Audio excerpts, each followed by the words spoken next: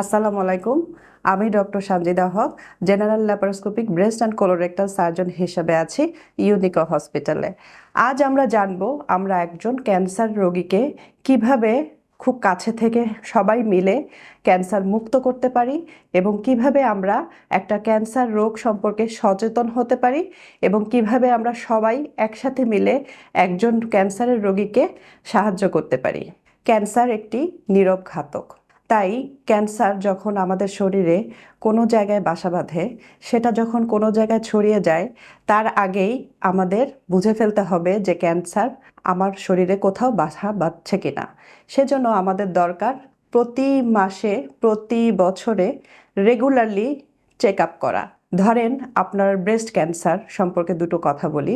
Breast cancer সম্পর্কে যদি আমরা প্রতি বছরে আমরা 40 ইয়ার্সের পরে 40 বছরের পরে প্রত্যেকটা মা বোনেদের উচিত ম্যামোগ্রাম করা।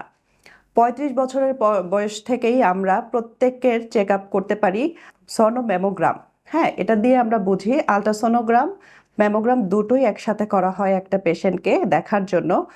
সনোম্যামোগ্রাম অফ বোথ ব্রেস্ট এই পরীক্ষার মাধ্যমে প্রতি বছর যদি আমরা করি, তাহলে ক্যান্সার হবার আগেই আমরা ক্যান্সারকে ধরে ফেলতে পারবো। আর যাদের ক্যান্সার হয়ে গেছে বা কোনো চাকা আছে, তাহলে তাদেরকে আমরা ট্রিপল অ্যাসেসমেন্টের মাধ্যমে ডায়াগনোসিস করে থাকি। তো আমরা আমাদের প্রথম টার্গেট থাকবে স্টেজ 1-এ ক্যান্সারকে ডিটেক্ট করা, যাতে 100% ক্যান্সার মুক্ত আমরা হতে পারি। ক্যান্সার নীরব ঘাতক, একে ভয় নয়, একে জয় করতে হবে আমাদের সচেতনতার মাধ্যমে। তো আসুন আমরা ক্যান্সারকে প্রতিরোধ করি একসাথে। আমরা ব্রেস্ট ক্যান্সারের প্রতিরোধ সম্পর্কে যদি বলতে চাই দুই একটা স্পেশাল কথা, অবশ্যই যারা আপনারা মা বোনেরা জন্মবিরতিকরণ পিল খান, ইস্ট্রোজেন কন্টেনেন্ট পিল, এগুলো অবশ্যই লং টার্ম খাওয়া উচিত নয়, যেটা ক্যান্সারের ঝুঁকি বাড়ায়।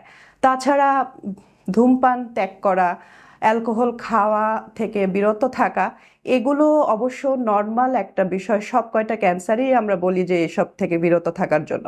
তাছাড়া স্পেশাল যে কথা, যে ওজনগুলোকে আমাদের বডি ওয়েট, ওজন কমানো থাকতে হবে, normal BMI, normal wait maintain করতে হবে, এক্সারসাইজ করতে হবে, হেলদি ডায়েট মেনটেন করতে হবে।